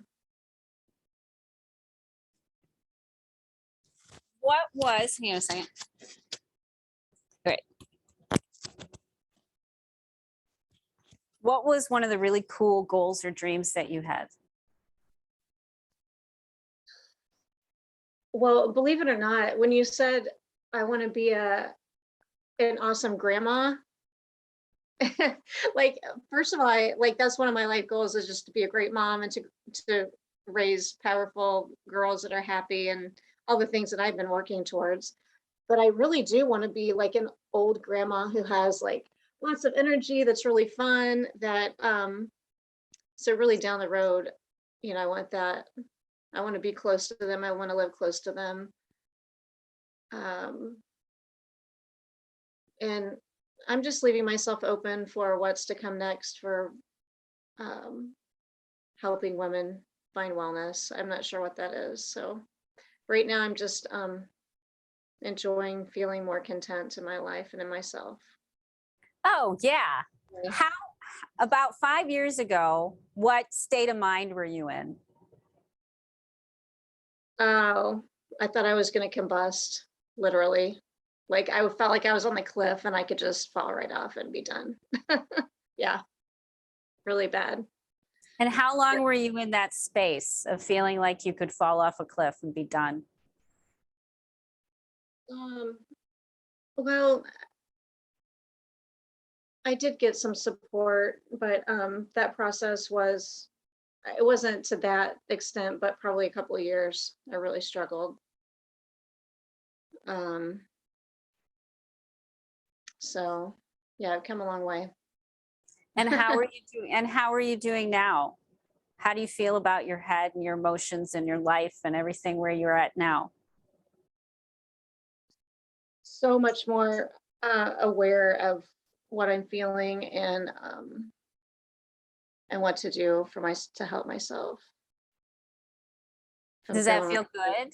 Feels really good. Oh Yeah. my God, I know. Isn't it wonderful? I try to tell women, I'm like, look, if you do this and you take this route of where you get your mental health together by doing things that make you happy, I'm like, you will start to have the best life you've ever imagined. Like your sex will get better, you'll dress nicer, your skin will get better, your digestion will get better, you'll eat better foods, you'll go nicer places, you'll take more vacations. It's really hilarious. You know, I'm like, no, this is, and I don't know, maybe everybody thinks I'm like a devil, you know, or a rabbit. You know, like, no, come to the dark side, come enjoy yourself. Really, it's good for you. And, you know, people are super resistant. But once they get on board, you start realizing you've been missing out on how wonderful life really is. And you're not willing to waste one more second not enjoying it. I just feel like that the emotional piece that I struggled with for so long was weighing me down so much that I didn't have the energy to really enjoy life. I was just really, just struggling to get through the days. And now I don't feel like that anymore. I feel excited. I'm feeling like I'm enjoying myself and my family. And I've seen a lot of shifts, in all my relationships. So, yeah, so it's like so much fun. I mean, it's so much fun. I literally spent the majority of my life pretending to be happy, but feeling miserable.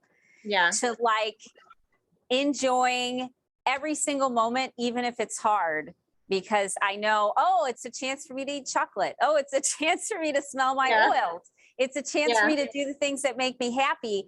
And so now I like to compare it to just whitewater rapids in life. You know, when things happen, people die, we get sick, something changes in the world. You know, they're just the rapids that just comes with being alive. But if you can keep yourself stable through them, you know, and enjoy the experience, you get to the other side, you go, wow, what a rush. That was awesome. Oh my God, let's do it again. Just like when we were a kid, we wanted to go to the roller coaster over and over and over. Oh my God, that was so exciting. Let's do it again.